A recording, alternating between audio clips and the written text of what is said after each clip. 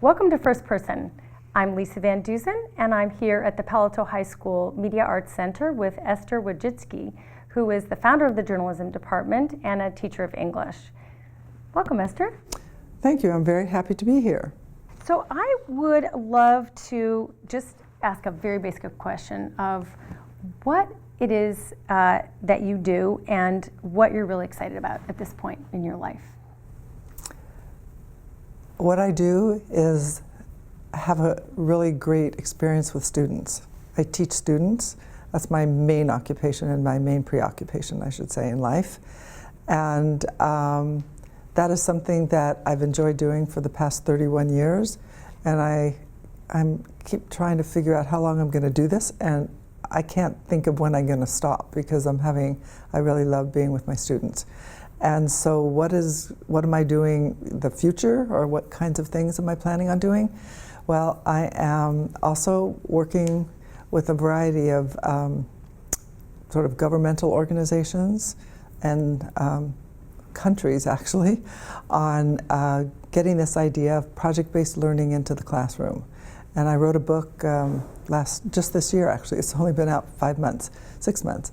And it's called Moonshots in Education, Launching Blended Learning in the Classroom. And so lots of people are interested in it, I'm really thrilled. And so I go around giving talks in a variety of locations in the United States, and then also I've been giving talks in Europe as well. For example, this summer I was in Switzerland and France and Netherlands and Germany, all talking about the book, and it was very well received, and I had a great time. It was great for me because it was great for me to see people excited about my ideas. So to summarize the idea of blended learning, yes. What do you mean by that?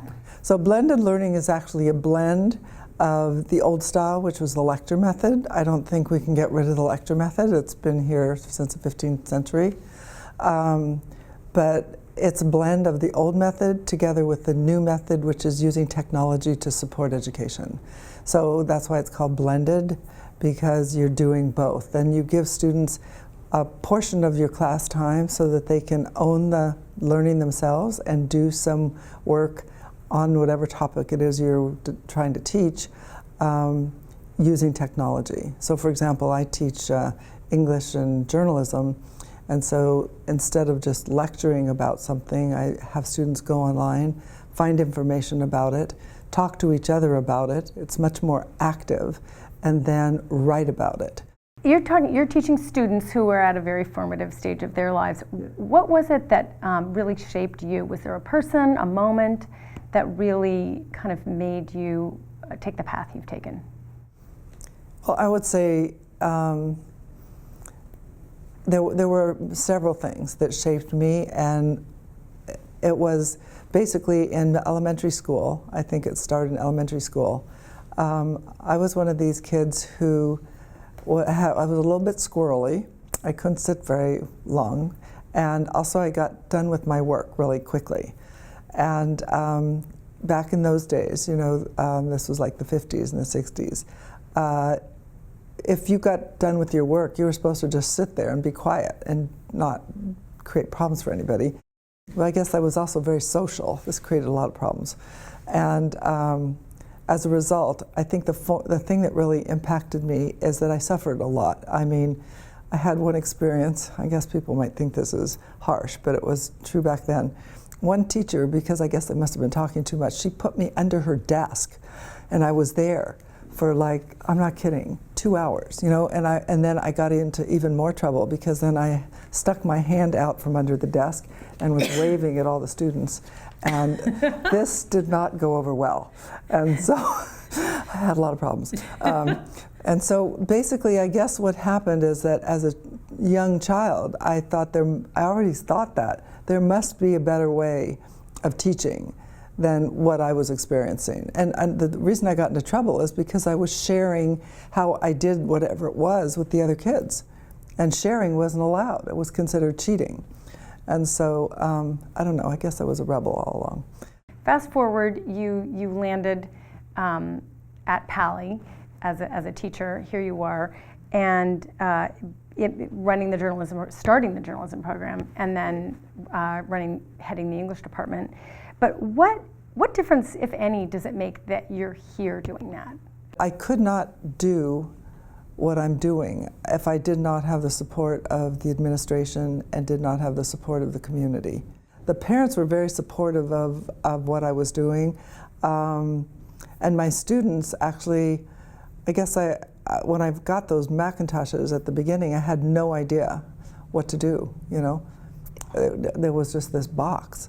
And so the question was like, how am I going to write this report for the state? And the answer was like, oh, I don't know, can't even turn them on.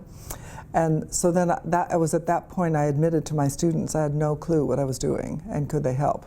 This was like a revolutionary moment for me because it changed the way I was teaching. I realized that these kids knew a lot and they could help me. And so we worked on this together. What would you say you wished people knew about you?